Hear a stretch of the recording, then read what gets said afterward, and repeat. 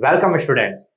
आज भी आपकी वही सीरीज चल रही है जो काफी दिनों से चल रही है और कुछ इंपॉर्टेंट बातें होती हैं जो मैं इनिशियली अपने लेक्चर के स्टार्टिंग में बच्चों को बताता हूँ। देखिए, ये जो सीरीज बेटा हमने डिजाइन कर रखी है, इस सीरीज में क्या है कि इसमें हमने 60% क्वेश्चन बेटा लगभग आपके न्यूमेरिकल्स रखे हैं और 40% क्वेश्चन हमने थ्योरी रखे हैं। अब इसके पीछे का रीजन क्या है? देखिए हमारे पास 3 ऑप्शंस थे। सही, जब हम ये सीरीज डिजाइन कर रहे थे कि भाई या तो हम सारे क्वेश्चंस न्यूमेरिकल रख लेते हैं या फिर हम सारे क्वेश्चन थ्योरी रख लेते हैं या फिर जो मैंने आपसे 60-40 का रेशियो बोला है। तो इसके पीछे का रीजन ये है बेटा कि अगर आप जेई एग्जाम की बात करते हो, असिस्टेंट इंजीनियर एग्जाम की बात करते हो, तो पहले जेई की बात कर लेते हैं।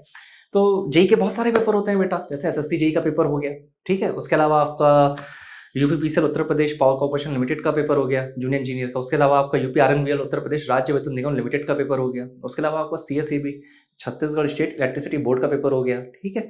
वैसे ही आपका राजस्थान में भी जेई का पेपर होता है, महाराष्ट्र में भी है, तेलंगाना का भी है, डिस्कॉम, बहुत सारे जेई के बहुत सारे पेपर होते हैं, ठीक है। सेम इसी तरीके से असिस्टेंट इंजीनियर के एग्जाम भी होते हैं। तो चलिए एसएससी जेई की बात करते हैं। एसएससी जेई में अगर आप पिछले 5 साल के पेपर के एनालिसिस करो, ठीक है, तो एक अगर मोटा मोटा अप्रॉक्सीमेटली डेटा निकालो तो लगभग 60% वेटेज बेटा न्यूमेरिकल्स का होता है, 40% वेटेज थ्योरी का होता है। असिस्टेंट इंजीनियर की बात करते हैं तो हाँ, थोड़ा सा न्यूमेरिकल का वेटेज और बढ़ जाता है। तो एक बात तो क्लियर है कि सिर्फ न्यूमेरिकल से आपका एग्जाम क्लियर नहीं होने वाला। जितना इंपॉर्टेंट आपके लिए न्यूमेरिकल वाला पोर्शन है उतना ही इंपॉर्टेंट बेटा आपके लिए थ्योरी वाला पोर्शन है। अब आप लोगों की टेंडेंसी क्या होती है कि आप न्यूमेरिकल्स पे बहुत ज़्यादा कंसंट्रेट करते हो, अच्छी बातें करनी चाहिए, ठीक है, लेकिन थ्योरी वाले पोर्शन पे आप बेटा बहुत कम कंसंट्रेट करते हो, सही। और जबकि बेटा बिना थ्योरी के एग्जाम आपका नहीं क्लियर होने वाला। जितना ज़्यादा इंपॉर्टेंट आपके लिए न्यूमेरिकल वाला पोर्शन है उतना ही इंपॉर्टेंट आपके लिए थ्योरी वाला पोर्शन है, ठीक है। इसीलिए हमने इस अपनी सीरीज में 60% लगभग हमने न्यूमेरिकल रखे हैं और 40% हमने थ्योरी रखे हैं, ठीक है। जितना न्यूमेरिकल इंपॉर्टेंट है उतना ही आपका थ्योरी भी इंपॉर्टेंट है, एक बात। दूसरा बात, level of difficulty. Level of difficulty से मतलब क्या है, आप लोग की आदत क्या होती है, प्रैक्टिस क्या होती है, जो टिपिकल प्रॉब्लम्स होती हैं, सही है, और जो कंसेप्चुअल प्रॉब्लम्स होती हैं, जो कैलकुलेटिव प्रॉब्लम्स होती हैं। कैलकुलेटिव मतलब जिसमें बहुत ज़्यादा कैलकुलेशन करनी पड़ती है, उस पर आप लोग बहुत ज़्यादा कंसंट्रेट करते हो, अच्छी बातें करनी चाहिए।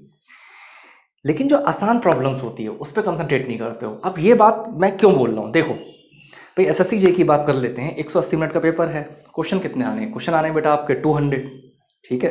180 मिनट का पेपर, 200 क्वेश्चन, यानी इसका मतलब क्या निकला? इसका मतलब ये निकला कि कोई क्वेश्चन आपका, मतलब आपको एक क्वेश्चन करने के लगभग 50 से 55 सेकंड मिलेंगे, है ना। अब हर क्वेश्चन तो ऐसा है नहीं जो 50 से 55 सेकंड में होगा भाई। कुछ क्वेश्चन आपके ऐसे होंगे जो आपके 10 सेकंड में होंगे, कुछ क्वेश्चन आपके ऐसे होंगे जो 30 सेकंड में होंगे, कुछ क्वेश्चन आपके ऐसे होंगे जो 60 सेकंड में होंगे, कुछ क्वेश्चन ऐसे होंगे जो 90 सेकंड में होंगे, कुछ क्वेश्चन ऐसे होंगे जो 120 सेकंड में होंगे, कुछ क्वेश्चन ऐसे होंगे जो 150 सेकंड में होंगे, 2.5 मिनट में।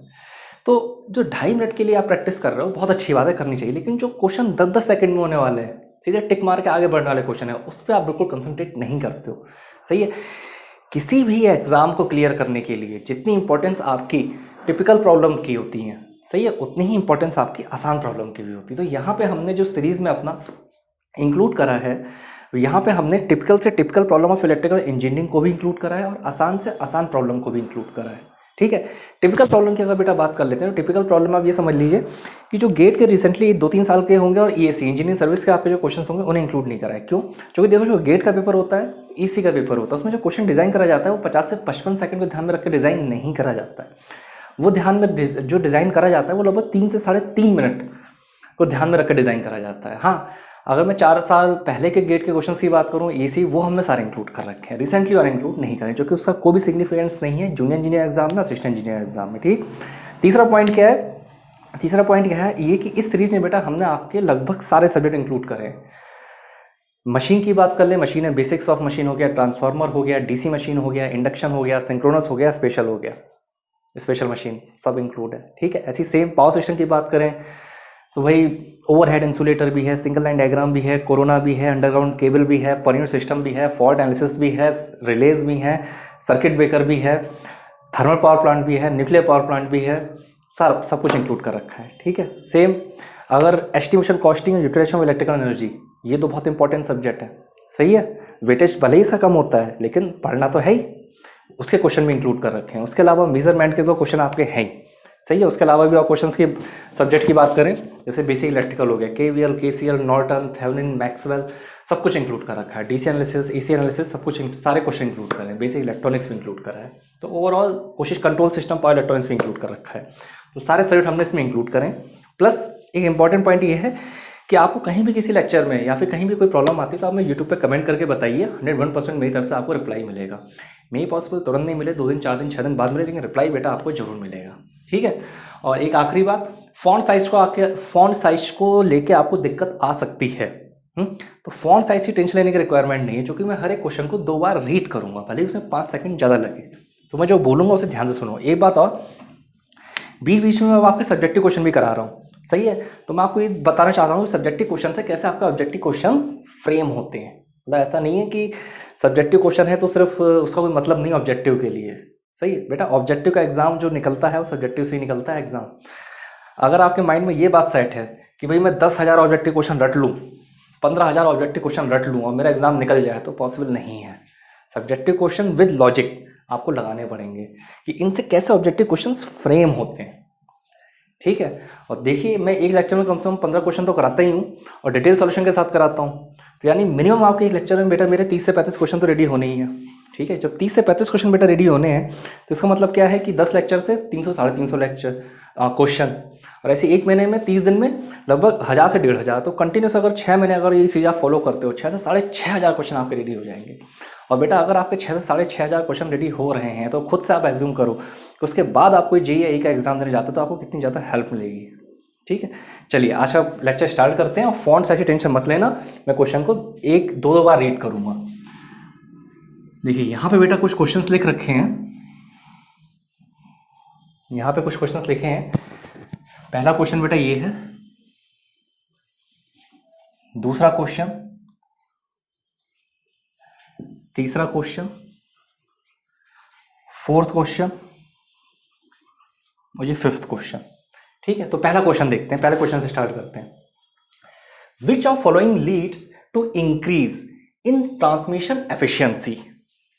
ए है आपका increase in both voltage and power factor. Exam में ये ऐसे नहीं होगा, एग्जाम में आपका लिखा हुआ होगा इंक्रीज, वो तो मैं आपको साइन शॉर्ट में लगा देता हूं। Increase in both voltage and PF, PF का मतलब पावर फैक्टर। बी है बेटा increase in voltage but decrease in power factor ही होगा, ठीक है। चलो पावर मान लेते हैं, देखेंगे अभी आगे। बी है आपका decrease in both voltage and power factor. C है decrease in voltage but increase in power. सही, मैं रिपीट कर दे रहा हूं क्वेश्चन एक बार। Which of following leads to increase in transmission efficiency. वो जो मैंने ईटा लगाया वो है एफिशिएंसी। ए ऑप्शन है बेटा increase in both voltage and power factor. B है decrease in both voltage and power factor. C है increase in voltage but decrease in power. D है decrease in voltage but increase in power. सही, तो चलिए यहां पे बेटा किसकी बात हो रही है। यहां पे आपकी जो बात हो रही है, यहां पे बात हो रही है बेटा आपकी ट्रांसमिशन एफिशिएंसी की। सही, किसकी बात हो रही है, ट्रांसमिशन एफिशिएंसी की, ठीक है। तो अगर मैं ट्रांसमिशन की बात करता हूं, सही है, तो जिस समय हम ट्रांसमिशन करते हैं हमारी पावर क्या होती है, जनरली हमारी पावर कांस्टेंट होती है। ट्रांसमिटिंग द वोल्टेज, मैं लिख दे रहा हूं पॉइंट, नोट्स में लिखिएगा, as transmitting the voltages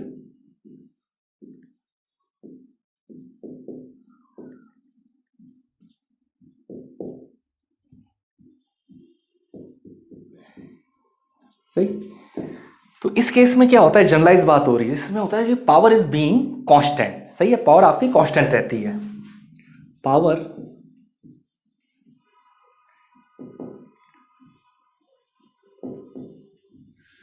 is being constant,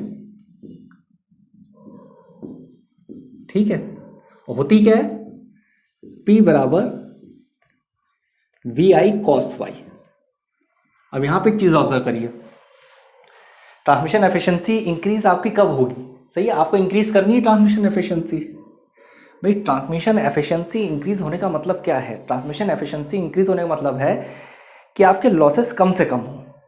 सही है, अब जब अगर मैं अपनी हायर वोल्टेज, समझो बात को, अगर मैं अपने इस वोल्टेज की वैल्यू को बढ़ा दूंगा, मैं यहाँ पे शॉर्ट में लिख रहा हूँ, अगर मैं V की वैल्यू को बढ़ा दूंगा और P को बेटा मैं कांस्टेंट रखूं, पावर मुझे कांस्टेंट रखनी है, तो ये चीज कब पॉसिबल होगी, जब मैं अपनी करंट को कम करूंगा। वोल्टेज, हायर वोल्टेज, सही, हायर वोल्टेज पावर कांस्टेंट, तो करंट तो मुझे कम करनी पड़ेगी। क्यों? क्योंकि मुझे अपनी पावर को कांस्टेंट रखना है।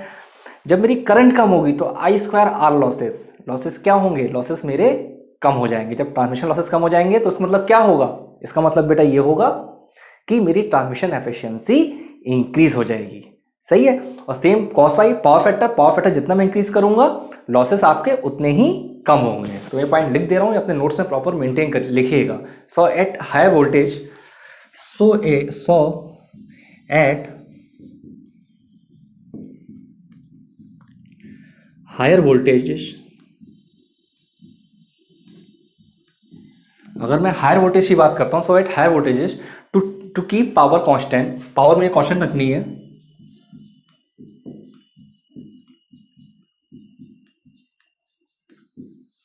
टू कीप, सही है, पावर कांस्टेंट करने के लिए मुझे क्या करना पड़ेगा, मुझे जो मेरी करंट हो, मुझे करंट को अपना रिड्यूस करना पड़ेगा। सही है। Then current will reduce, so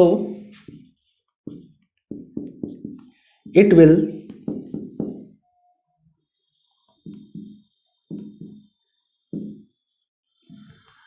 minimize the losses. तो इसकी वजह से क्या होगा, ऑब्वियस बात है, I square R losses, current value कम हो रही तो आई स्क्वायर लॉसेस क्या होंगे, वो आपके कम हो जाएंगे। सही है। और अगर मैं पावर फैक्टर को इंक्रीज करता हूं तब भी मेरे लॉसेस कम होंगे बाय पावर फैक्टर। ठीक है।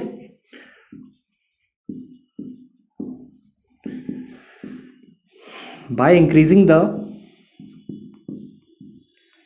Power factor,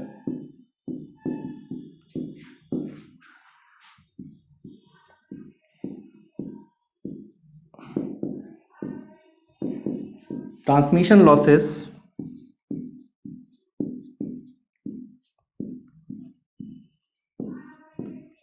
should be reduced। सही है। और बात को समझो, यहाँ पे बात क्या हो रही थी, यहाँ पे बात हो रही थी ट्रांसमिशन एफिशिएंसी को मुझे इंक्रीज करना है। ट्रांसमिशन एफिशिएंसी मेरी कैसे इंक्रीज होगी, ट्रांसमिशन एफिशिएंसी जो मेरी इंक्रीज होगी वो ऐसे इंक्रीज होगी कि जब मेरे लॉसेस कम से कम होंगे। लॉसेस क्या है, आई स्क्वायर आर लॉसेस। कैसे कम होंगे, करंट की वैल्यू को कम कर दिया यानी, और करंट की वैल्यू कब कम हो रही थी, पावर कांस्टेंट रखनी है और वोल्टेज बढ़ा रहे हैं। फिर से रिपीट कर रहा हूँ, P बराबर V I cos phi, voltage की वैल्यू को इंक्रीज कर दिया, कंडीशन क्या है, पावर कांस्टेंट है, पावर कांस्टेंट करने के लिए आई को डिक्रीज करना पड़ेगा। ठीक है। तो यहाँ पे कौन सा है, ए वाला option, increase in both voltage and power factor. तो सही है। दरअसल जो आपको बेटा ट्रांसमिशन एफिशिएंसी होती है, इसके तीन डेरिवेशंस हैं। ठीक है। ये मैंने अपने जो मैंने क्रैश कोर्स पढ़ा रखा है पावर सिस्टम का, उसमें मैंने तीनों डेरिवेशन कराए हैं डिटेल में। तो अगर आप बोलोगे तो मुझे बोल देना, मैं यूट्यूब पे मैं आपको लिंक शेयर कर दूंगा। सही है। वहाँ मैंने बिल्कुल डिटेल में बता रखा है कि भाई कैसे कैसे आपकी ट्रांसमिशन एफिशिएंसी इंक्रीज होती है। चलिए, पहला क्वेश्चन हो गया। नेक्स्ट क्वेश्चन देखते हैं। नेक्स्ट क्या है, as the load on induction motor, सही है, इंडक्शन IM लिखा है तो इंडक्शन मोटर है। सही है। Increases its power factor, PF मतलब पावर फैक्टर। ए है रिमेन कांस्टेंट, बी है बेटा गोज ऑन डिक्रीजिंग, सी है बेटा goes on increase over after full load, D है आपका goes on increase up to full load and then it's fall again. Repeat कर रहा हूं, as the load on induction motor increases its power factor. A है आपका remain constant, B है आपका goes on decreasing, C है बेटा goes on increase over after full load, और डी है आपका goes on increase up to full load and then it's fall again. सही है। तो यहां पे बात क्या हो रही है कि लोड आपका जो इंडक्शन मोटर पे होता है, अगर हम उसे इंक्रीज कर रहे हैं, इंडक्शन मोटर के लोड को अगर इंक्रीज कर रहे हैं, जो मतलब लोड है, तो उस केस में पावर फैक्टर पे क्या फर्क पड़ता है, डिटेल में बता चुका हूं, बता रहा हूं। होता क्या आपका, goes on increase up to full load and then it's fall again. No load से फुल लोड तक जाएंगे तो पावर फैक्टर आपका क्या होगा, इंक्रीज करेगा। सही है। और उसके बाद ये आपका क्या होगा, उसके बाद ये आपका डिक्रीज करेगा। इसमें एक दो पॉइंट नोट कर लीजिए। When a load on squirrel cage induction motor is increase from no load to full load. When A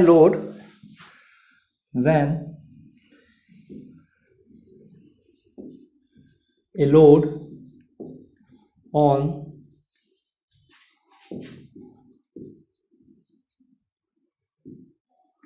squirrel cage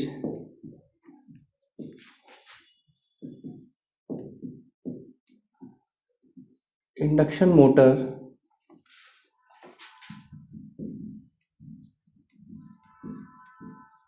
increases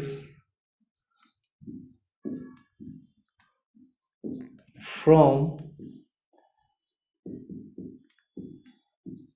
क्या होगा इस केस में, जब हमारा जो लोड होगा बेटा वो जब हम इंक्रीज करेंगे नो लोड से फुल लोड पे, तो स्लिप हमारी क्या होगी, स्लिप हमारी इंक्रीज होगी। ऑब्वियस सी बात है, सही है, स्लिप हमारी इंक्रीज होगी। अभी हमारी जब स्लिप इंक्रीज हो रही है तो पावर फैक्टर की कहानी क्या होगी, power factor goes on increasing up to full load and then it's fall again. Power factor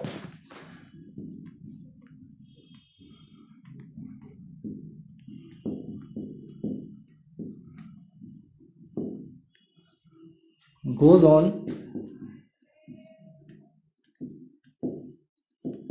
increasing, power factor goes on increasing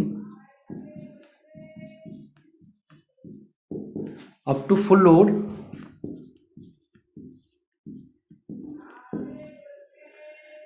and जब तक फुल लोड पे होगा तब तक पावर फैक्टर क्या होगा, पावर फैक्टर बेटा आपका इंक्रीज करेगा, उसके बाद क्या करेगा, फॉल करेगा। Then it's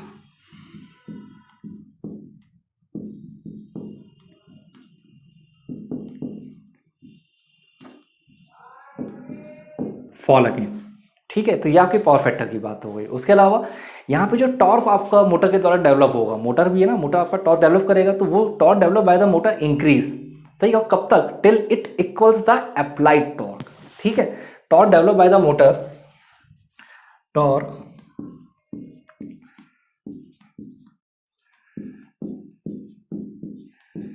developed by the motor increase till it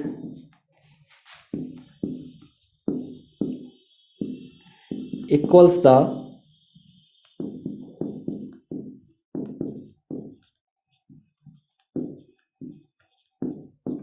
applied torque। ठीक है, तो ये जो कुछ इंपॉर्टेंट पॉइंट थे, सारे पॉइंट मैंने आपको बताए, ये पॉइंट्स आप नोट डाउन कर लीजिएगा। ठीक है, आज चलिए ये आपकी थ्योरी ही चल रही है, और मैंने जैसे बोला है कि अगर आप पूरी सीरीज का वेटेज देखेंगे, मैं एक सिंगल लेक्चर की बात नहीं करता, किसी एक लेक्चर में मे भी पॉसिबल हो सकता है मैं न्यूमेरिकल ज़्यादा करा दूं, और किसी और लेक्चर में हो सकता है कि मैं थ्योरी ज़्यादा करा दूं, लेकिन ओवरऑल जो हमने कोशिश करी है कि हमने 60 से लेके 40% तक का अपना रेशियो मेंटेन करा है। ठीक है, चलिए नेक्स्ट क्वेश्चन देखते हैं। Genic Prime is the new features by Genic Education where you will get 450 plus video series questions explanation, Prime Facebook group for doubt solving, assignments, live sessions and many more. If you are interested then visit website and join quickly. For any query call on 9837933283. Next question है आपका बेटा, the resistance of shunt for precision grade ammeter can be measured by. सही है, ये option है D Southee bridge, B है बेटा Tshering bridge, सी है आपका मैक्सवेल ब्रिज, और डी है आपका केल्विन डबल ब्रिज। रिपीट कर रहा हूं question, the resistance of shunt for precision grade ammeter can be measured by. A option है बेटा डी साउथी ब्रिज, बी है आपका शेरिंग ब्रिज, सी है आपका मैक्सवेल ब्रिज, और डी है आपका केल्विन डबल ब्रिज। सही है, तो यहां पे कौन सा ऑप्शन करेक्ट होगा, यहां पे आपका होगा केल्विन डबल ब्रिज। सही, तो ये आपका मेजरमेंट का क्वेश्चन था, और ये क्वेश्चन आपके आपका एग्जाम में आता ही है भाई। मैं आपको वैसे चार्ट बनवा चुका हूं अपने पुराने लेक्चर्स में कि कौन सा ब्रिज है वो क्या मेजर करता है। सही है, जैसे अगर मैं आपकी बात कर लेता हूं शेयरिंग ब्रिज का, सही है, तो वो आपका क्या मेजर करता है, ये आपका measurement of capacitance and loss angle. Note कर लीजिए इसे। अगर मैं शेयरिंग ब्रिज की बात करूं,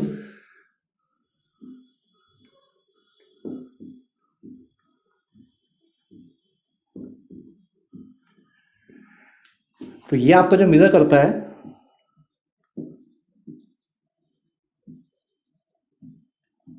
मेजरमेंट ऑफ कैपेसिटेंस एंड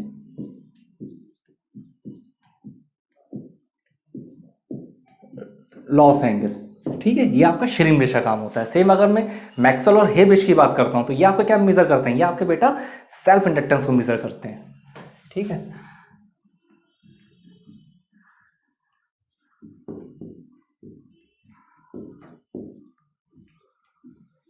अगर मैक्सवेल और हेब्रिज की बात करते हैं तो ये आपका सेल्फ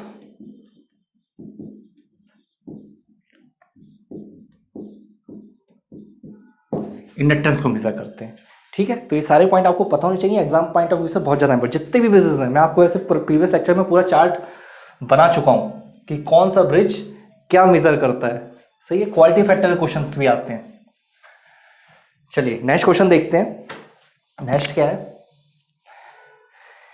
ए DC generator having 2 layer lap winding, मैंने शॉर्ट में लिखा है WDG, जबकि ये क्या है WIDING, सही है। A DC generator having 2 layer lap winding is wound with 4 poles and 32 coils. The pole pitch, A option, the pole pitch in case of A है 8, B है 9, C है 36, D है 7। रिपीट कर रहा हूं question. A DC generator having 2 layer lap winding is wound with 4 poles and 32 coils. The pole pitch in case of A है आपका 8, B है 9, C है 36 और D है आपका 7। तो चलिए यहाँ पे पोल पिच निकालें तो पोल पिच तो निकल जाएगी, सही है। लेकिन पहले पोल पिच के बारे में कुछ इंपॉर्टेंट पॉइंट पता होना चाहिए। पोल पिच को आप कैसे डिफाइन करोगे? Pole pitch is defined as a peripheral distance between the centre of 2 adjacent pole in a DC machine, सही। तो डेफिनेशन लिख लीजिए। Pole pitch is defined, pole pitch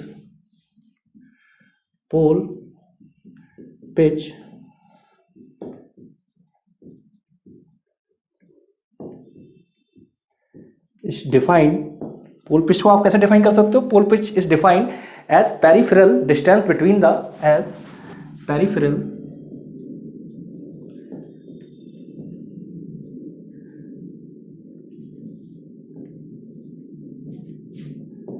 distance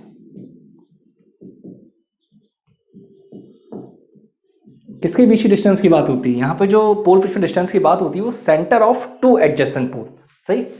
centre of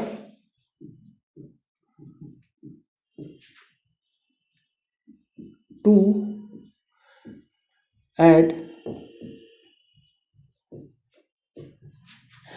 adjacent pole in DC machine,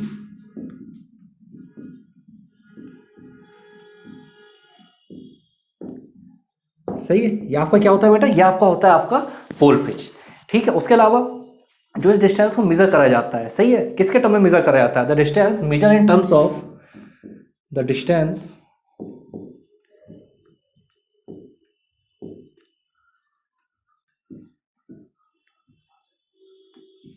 measured in terms of, जो आपको distance को major करना होता है किसके टर्म में आप मेजर करते हैं? आर्मेचर स्लॉट या फिर आर्मेचर कंडक्टर, सही है। Terms of armature slots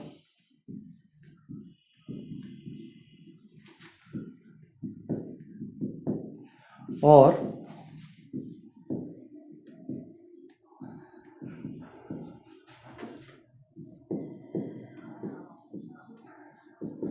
armature conductors, सही है। आर्मेचर स्लॉट या फिर आर्मेचर कंडक्टर्स, सही। और come between 2 adjacent pole centre, comes between 2, comes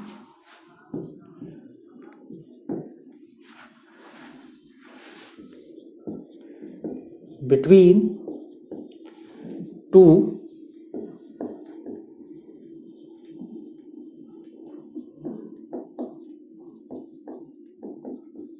centre, ठीक है। तो ये कुछ बेसिक बातें पोल पिच के बारे में जो आपको पता होना चाहिए, सही। और पोल पिच के बारे में क्या है कि pole pitch is naturally equal to the total number of armature slots divided by the number of pole in the machine, सही है। ये डेफिनेशन लिख दीजिए, ये आपके इस सवाल को सॉल्व करने में काम आएगा, सही है। मैथमेटिकल एक्सप्रेशन है, सही है। Pole pitch is naturally equal to the pole pitch is naturally equal the किसके इक्वल होता है? ये आपका इक्वल होता है total number of armature slots divided by total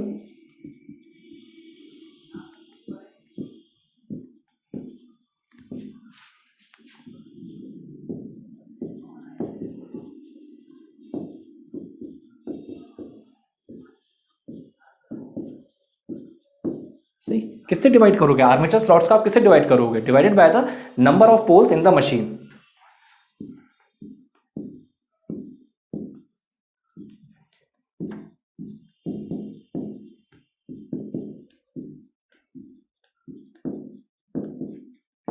ठीक है, ये आपका हो गया सही। अब यहां पे क्या है, यहां सवाल में देखिए तो कॉमन बातें बताई थी। डीसी जनरेटर की बात हो रही है, चलो ठीक है।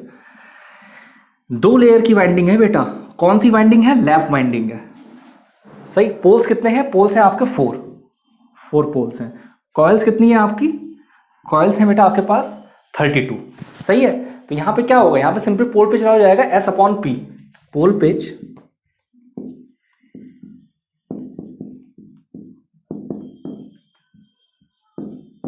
Equal to S/P। यहां पे S क्या हो जाएगा? S हो जाएगा आपका 32। कॉइल्स हो जाएंगी, सही है, 32। और पोल्स की बात करें 4, यानी 34। आपका करेक्ट आंसर क्या आएगा? जहां पे जो आपकी पोल पिच आएगी वो क्या जाएगी? वो आपकी आएगी 8। ठीक। तो देखो, जैसे मैंने आपसे बोला है कि मैं आपको काफ़ी सारे क्वेश्चंस में डिटेल में सॉल्यूशन प्रोवाइड करूंगा। अब इस सवाल में सिंपल मैं आपको पोल पिच बराबर सिंपल S/P करके आगे बढ़ जाता। ठीक है, लेकिन यहाँ पे मैं इस वजह से आगे नहीं बढ़ा क्योंकि ये जो बेसिक नॉलेज है ये भी आपका ऑब्जेक्टिव क्वेश्चन में पूछी जाती है कि भाई पोल पिच को कैसे डिफाइन करते हैं। तो वही मैं आपसे बोलता हूँ कि सिर्फ कई बच्चे क्या होते हैं, सीधे सीधे रट लेते हैं। तो रटने का कोई फायदा नहीं है। जितना ज़्यादा डिटेल में आपको सॉल्यूशन मिले वो आपके लिए उतना ज़्यादा ही बेनिफिशियल होगा। चलिए, अभी एक क्वेश्चन बोर्ड पे और लिखा है, उसके बाद कुछ सब्जेक्टिव टाइप के क्वेश्चंस देखेंगे।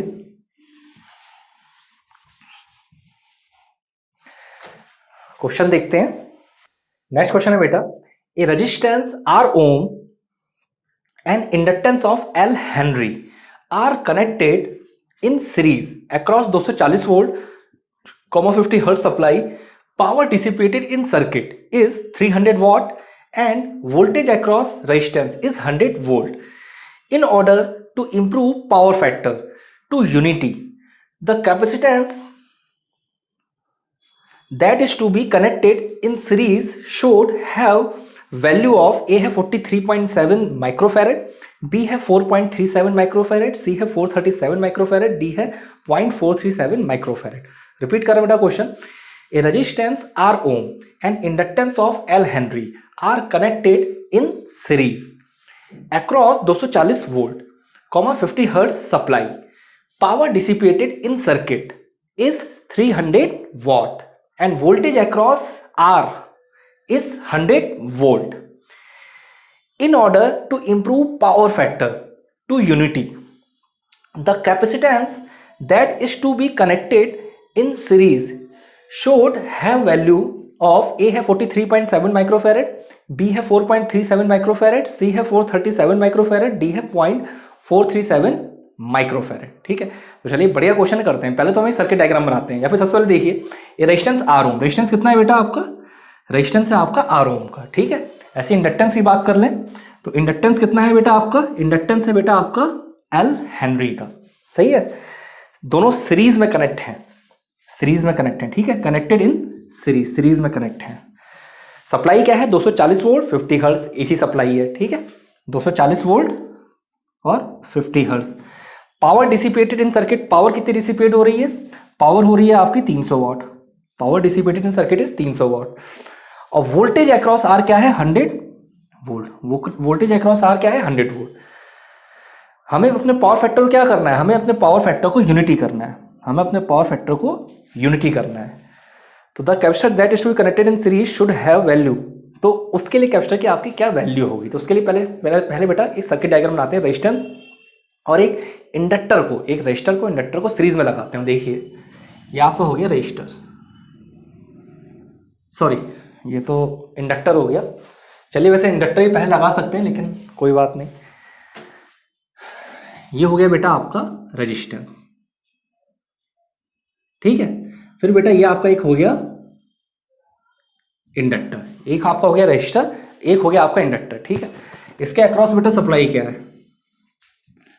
एक सेकंड, यहाँ पे रजिस्टर, इस रजिस्टर के रेजिस्टेंस की क्या वैल्यू दे रखी है और इंडक्टर के इंडक्टेंस की वैल्यू आपको क्या दे रखी है, ठीक है। तो रजिस्टर की रेजिस्टेंस वैल्यू दे रखी है आपको R ohm, R ohm. Inductance की वैल्यू क्या दे रखी है, एल हेनरी, ठीक है। करंट हमने तुमसे एज्यूम कर लिया कि करंट आपकी आई फ्लो कर रही है, पोलैरिटी मान लेते हैं प्लस माइनस, ये हो गई। कितना आपका अप्लाइड वोल्टेज है यहाँ पे आपका अप्लाइड वोल्टेज है 240 वोल्ट और 50 हर्ट्ज। ये है आपका 240 वोल्ट 50 हर्ट्ज, सही है, 240 वोल्ट और 50 हर्ट्ज, ठीक है। अब यहाँ पे आपका क्या है कि अगर आपसे बोलूं वोल्टेज अक्रॉस रजिस्टर आपका क्या होगा, voltage across register is 100 volt. तो वोल्टेज अक्रॉस रजिस्टर आपको क्या दे रखा है, वोल्टेज अक्रॉस रजिस्टर आपको दे रखा है 100 वोल्ट। ये आपको क्या दे रखा है, 100 वोल्ट, ये आपको सवाल में गिवन है, सही है। तो देखिए voltage across register, voltage across register, यानी इसे मैं किससे रिप्रेजेंट कर दे रहा हूं, वी आर से। यानी वी आर क्या हो गया आपका, वी आर है बेटा आपका 100 वोल्ट, ठीक है। सप्लाई वोल्टेज मेरा कितना है 240 वोल्ट, उसे मैं वी एस से रिप्रेजेंट कर दे रहा हूं।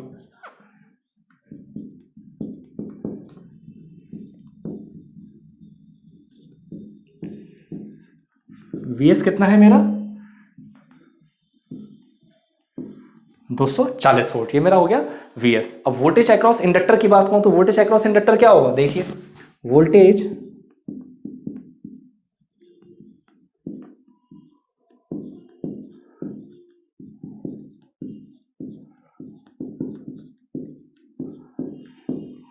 अगर मैं वोल्टेज अक्रॉस इंडक्टर की बात करता हूं, सही, उसमें किससे रिप्रेजेंट करूंगा, वीएल से। तो वीएल मेरा सिंपल हो जाएगा 240 का स्क्वायर माइनस का 100 का स्क्वायर, ठीक है। इसे सॉल्व करेंगे तो देखते हैं सॉल्व होकर क्या आएगा, अंडर रूट 240 जीरो का स्क्वायर माइनस 100 का स्क्वायर इक्वल टू, यह आएगा आपका 218.17 वोल्ट, 218.17 वोल्ट। तो ये आपका सॉल्व होकर आ गया 218.17 वोल्ट। तो ये बेटा आपने क्या कैलकुलेट कर लिया, ये आपने वोल्टेज अक्रॉस इंडक्टर को आपने कैलकुलेट कर लिया। अब पावर डिसिपेटिंग सर्किट क्या है, पावर डिसिपेटिंग सर्किट है आपका बेटा 300 वॉट, क्योंकि power dissipated in circuit,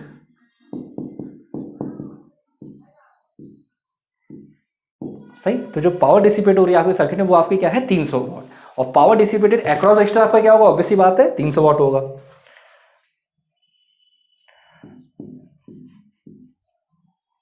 power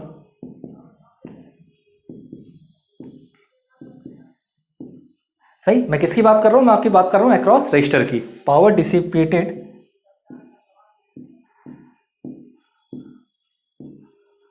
across register, across register की बात करूंगा वो भी आपका क्या होगा 300 वॉट। अब सिंपल पावर का फॉर्मूला आपका क्या होता है, P बराबर वी आर आई, अगर मैं रजिस्टर के अक्रॉस बात कर रहा हूं, ठीक है ना। वी आर क्या है मेरा रजिस्टर के अक्रॉस जो पोटेंशियल है, सही है। पावर क्या है, पावर है मेरी 300, सही है। V R sorry V R मेरा कितना है 100, और ये तो मेरा आई है ही, यानी करंट की वैल्यू क्या होगी 3 एम्पियर, यानी करंट यहां पे क्या हो गया, करंट मेरा हो गया यहाँ पे, जो करंट की अगर बात करूँ करंट मेरा हो गया बेटा 3 एम्पियर, सही। अब मुझे क्या, मुझे सॉल्व कंडीशन दे रखी है, मुझे यूनिटी पावर फैक्टर करना है, सही है। तो देखिए to get unity power factor,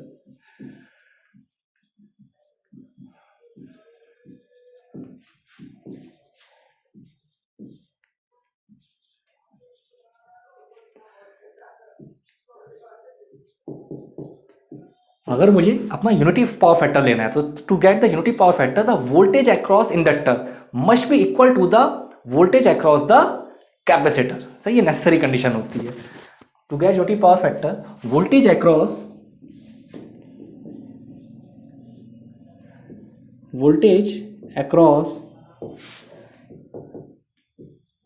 inductor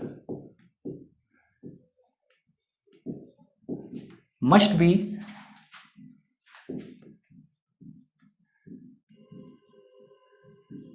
equal to the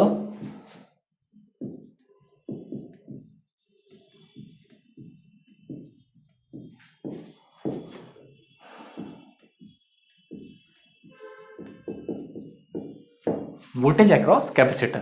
ठीक है, यानी मेरी VC की वैल्यू क्या होनी चाहिए? VC की वैल्यू मैंने होनी चाहिए 218.17 वोल्ट।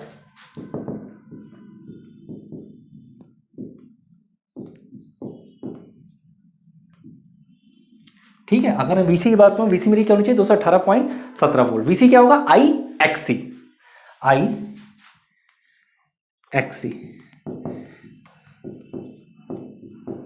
XC क्या हो जाएगा? 218.17 अपॉन I मीन्स 218.17 अपॉन 3। तो इसे डिवाइड करके देखते हैं क्या आएगा आपका। लेकिन इतनी चीज तो है ही, XC आपका क्या हो जाएगा? 218 और यहां पे आपसे वैल्यू किसकी पूछी गई? यहां पे बेटा आपसे वैल्यू पूछी गई है कैपेसिटेंस की। सही, तो एक चीज थोड़ा, जब कैपेसिटेंस की बात करी गई है तो XC क्या होता है? जो आपका XC होता है सिंपल होता है 1/2πfc। यानी मैं यहां पे क्या लिख सकता हूं? I/2πfc बराबर 218.17। और निकालने किसकी वैल्यू है? कैपेसिटेंस वैल्यू निकालनी। तो कैपेसिटेंस आपका क्या होगा? कैपेसिटेंस हो जाएगा I तो आपका 3 हो गया, ये तो 2 रहेगा ही, ये 3.14 हो गया। फ्रीक्वेंसी आपको 50 दे रखी है और ये आपका 218.17। ठीक है, अब इसे सॉल्व कर लेते हैं।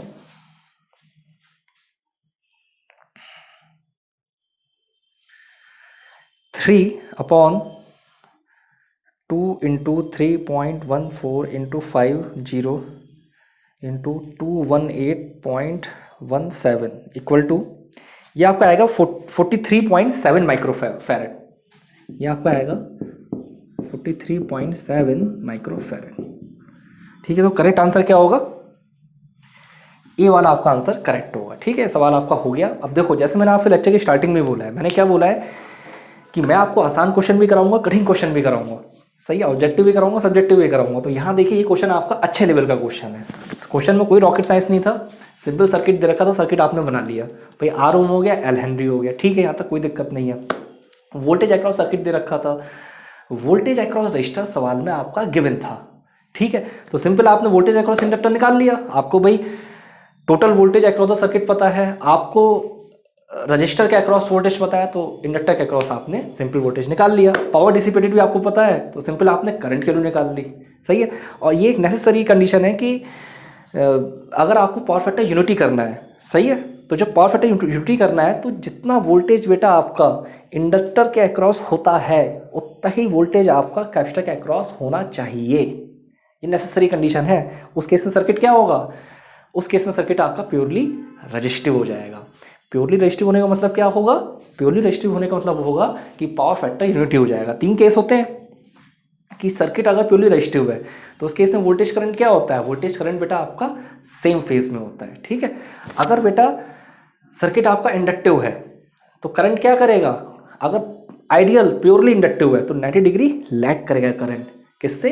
वोल्टेज से। सेम अगर आपका सर्किट प्योरली कैपेसिटिव है, प्योरली कैपेसिटिव, तो करंट क्या करेगा? 90 डिग्री लीड करेगा, किससे? वोल्टेज से। ठीक है, तो बहुत बढ़िया सवाल था। सही, अब देखो, जैसे मैं आपसे बोलता नहीं हूं कि कुछ सवाल ऐसे भी होते हैं जिसमें 2 से 2.5 मिनट लग सकता है, ये उस कैटेगरी में सवाल आते हैं। वैसे 2 से 2.5 मिनट तो नहीं है, 1 से 1.5 मिनट मैक्सिमम है, क्योंकि मैं तो यहाँ आपको डिटेल में बताने की कोशिश करता हूँ और हर एक पॉइंट लिखता हूँ। लेकिन अगर सीधे सीधे कैलकुलेशन पे आओगे तो सर्किट डायग्राम बनाने की भी रिक्वायरमेंट नहीं है। ठीक है, लेकिन मुझे यहाँ पे सारा डिटेल में क्वेश्चन सॉल्व करना होता है, इसमें से टाइम लग जाता है। शायद इस क्वेश्चन में मैंने 10 मिनट से ज़्यादा लगा दी हूँ, मे बी पॉसिबल। लेकिन खैर चलिए, ये बढ़िया सीखने वाला सवाल था। और यहाँ पे जो पॉइंट्स निकल के आते हैं, अब आपके ऑब्जेक्टिव में ये पॉइंट ही पूछा जाता है कि भाई पावर फैक्टर यूनिटी होने के लिए voltage across inductor should be equal और नॉट वोल्टेज अक्रॉस कैपेसिटर। तो देखो, एक ऑब्जेक्टिव क्वेश्चन के अंदर दूसरा ऑब्जेक्टिव क्वेश्चन भी बन रहा है, ठीक है। तो इसीलिए कहता हूँ रटने वाली चीज़ों में मत जाना, ठीक है। चलिए अब थोड़ा 3-4 सब्जेक्टिव क्वेश्चंस आपको दिखाते हैं कि उन सब्जेक्टिव क्वेश्चन से आपके कैसे ऑब्जेक्टिव क्वेश्चंस फ्रेम हो सकते हैं, ठीक है। और बोर्ड भी आपका काफ़ी गंदा हो गया है, तो इस बोर्ड को थोड़ा सा और साफ करते हैं।